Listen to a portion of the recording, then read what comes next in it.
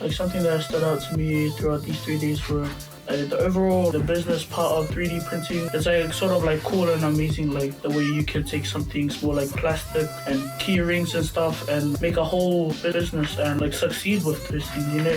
The fact that something small can like give you such a big opportunity. Before I saw them, I thought they wouldn't come out as good.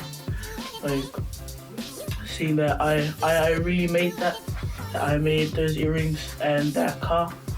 It was like sort of an experience for me. Oh, this has been awesome. You know, it's beautiful because it inspires that creativity in them when they realise, you know, what the machine can do. I would love to see those 3D printing stations right across the school.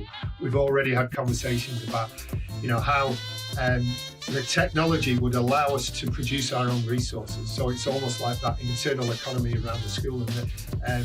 So the kids are learning, they're making their own resources, they're then recycling them and they're able to be used for other people. So it's got so many different opportunities across the different learning areas. You know, that sharing of power of the learning, and actually we've already got rangatahi out there who are more skilled than our teachers in this space and can be the teachers for those people who want to learn. So yeah, love it.